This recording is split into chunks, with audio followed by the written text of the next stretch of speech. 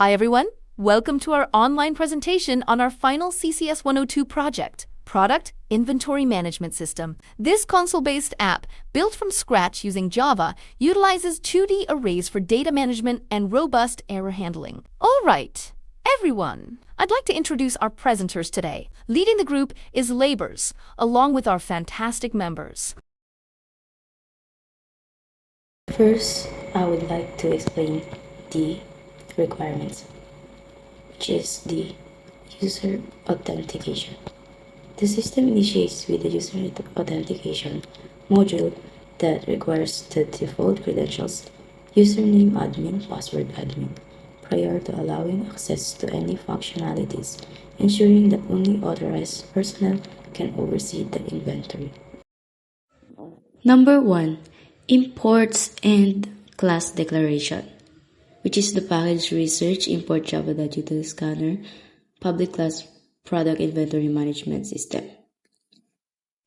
Number 2. Static variables, which is the class level fields. The scanner, the string products, string sales, and int product count. In short, P count. The program is a simple Java-based inventory and sales management system that uses 2D arrays instead of advanced data structures. It begins with a login system requiring the default credentials, admin, and admin after a successful login. The user can access a menu to add, view, update, or delete products, record sales transactions, view sales history, or exit the program. Products are stored in a 10-row 2D array, each containing product ID, name, price, and quantity. The add product methods validates input, check for duplicates, and store new items. The view products method lists all product, while update product modifies the details of an existing item. Delete product removes a product by ID and shift remaining items to keep the list continuous. Sales transactions are stored in a 20-row array and handled by perform sales, which verifies products' existence, stock availability, and valid quantities before deducting stock and saving the sale with a unique transaction ID. View sales display all recorded transaction. Helper methods like find product and isNumeric support searching and input validation overall. The program demonstrates basic Java techniques using loops, conditionals, methods, and arrays. Here we have the login method, where we ask the users to enter their username, enter password with just admin and admin. Ang product management ay may 4 na main functions. Ito ay yung add product, view products, update product, at delete product. First is add product. Dito hinihingi ng system yung 4 na details ng item. Product ID, product name, product price, at product quantity. Kapag nailagay na yung information, i-check ng program kung tama at kompleto yung inputs. Kapag valid, i-add niya yung product at magpapakita siya ng confirmation na successful yung pag-save mo. Pero kung may mali sa format, may empty field o hindi tugma yung input, maglalabas siya ng error message. Ang add product kasi ang nag-handle ng pagpasok ng bagong item sa inventory. Ang focus ito ay siguraduhin na tama at kompleto ang details bago i-store para maging maayos yung data at maiwasan ng errors sa susunod na operations. Next is view products. Dito, ipinapakita ng system ang list ng lahat ng product na nasa inventory. Kasama dito yung 4 na details, ID, name, price, at quantity. Kapag may laman yung inventory, ililista niya lahat ng products. Pero kung wala pang nakasave, magdi-display siya ng message na nagsasabing, no available products. Sa madaling salita, ang view products ay nagbibigay ng overview ng inventory. Sa update product naman, dito una munang hinihingi yung product ID. Ito yung ginagamit ng system para mahanap kung aling item ang papalitan. Kapag nakita ng program yung ID, doon ilalagay yung update name, price at quantity. Pagkatapos ma-update, magpapakita siya ng success message. Pero kung wala yung ID sa list, error message ang lalabas. Ang update product ay para ma-edit ang details ng existing items. Ginagamit ang ID para precise kung aling product ang i-edit at para maiwasan ang pagkakamali sa data. Mahalaga ito kapag may pagbabago sa presyo, stock, o kailangang ayusin sa information.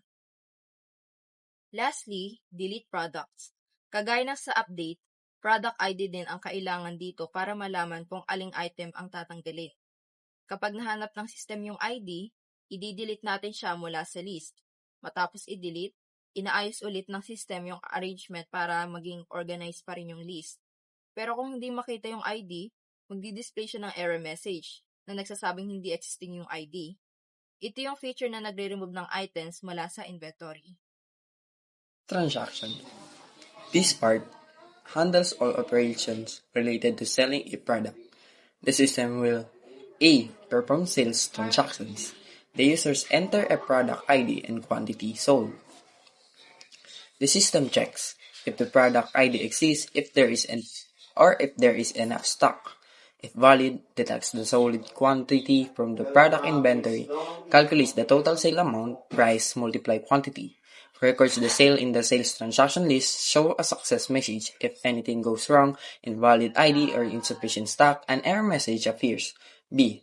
View sales transactions. Displays all recorded sales with transaction ID, product ID, quantity sold, total sale amount. If none exists, it shows a no transactions available message. Exit system. This section handles how the user leaves the program. Before closing, the system will ask the user to confirm if they really want to exit. If yes, it stops the program. If no, it returns to the main menu. Data storage structure. In data structure, the system stores product information in a two-dimensional array called the product inventory. Each row of the arrays represents one product and each column holds a specific attribute of that product. The first column stores the product ID as a string which uniquely identifies each item. The second column contains the product name, also stored as a string. The third column holds the product price, and the fourth column stores the product quantity. Both of these values are kept as a string based on the system design. Together, these columns allows the program to organize and retrieve product details efficiently. In summary, this system effectively provides a complete and operational inventory solution tailored for small businesses or educational demonstrations. It showcases a solid grasp of array-based data management, input validation, and modular programming in Java. Although there are minor bugs in the initial version, such as incorrect condition in update validation and issues with array shifting during deletion, the overall structure feature inclusivity and focus on user experience and commendable with minor corrections implemented. The system can become entirely dependable and ready for basic inventory and sales tracking purposes.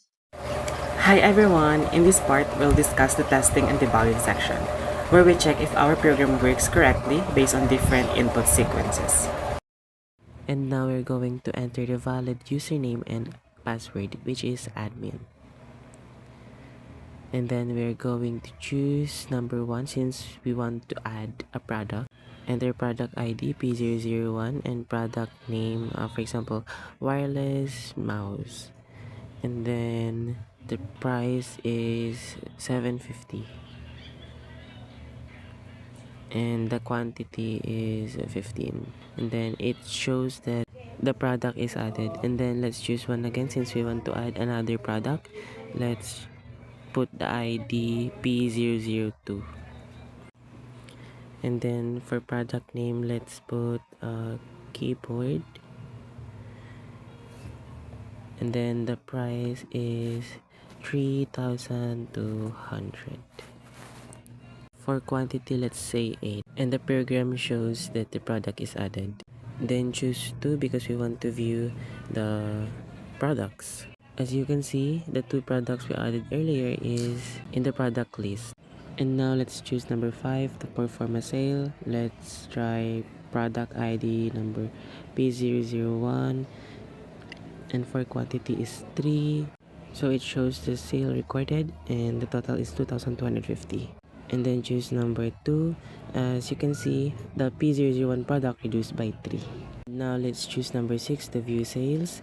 As you can see, the P001 product is there. And choose option 7 since we want to exit, and it questions us if we want to exit or not. So let's put yes. And then it says system exited. This test case demonstrates a complete successful workflow. Logging in, adding multiple products, viewing them, performing a sale transaction, and then viewing the sale record. And now for our sample 2, let's enter the valid username and a password. Then choose number 8. It says invalid option. It asks us again to choose an option. Let's choose option 1. And then don't put any product ID. So it says empty field and asks us again. Then choose 1 and put product ID in name P001 and wireless mouse. And then for the price, let's put a string price 75. And for the quantity, let's 10. So it says invalid because of the price must be an integer. And then now choose number 1 and enter ID, name. This time let's enter the correct int price, which is 75. And for the quantity, 10. And it's successfully added to the product list. And now let's try the option 5. Enter a product ID P999. It shows invalid product. And choose option 5 again, and this time let's enter a correct ID product P001. For quantity, let's try 100. It says insufficient stock. And now let's try to delete the product. Choose number 4 and enter a P001 product, and it says product deleted. And to confirm this, let's choose 2, and it shows that no product because we deleted it earlier. This test case focuses on systems correctness by attempting various invalid operations to ensure error messages are displayed correctly and system state remaining unchanged.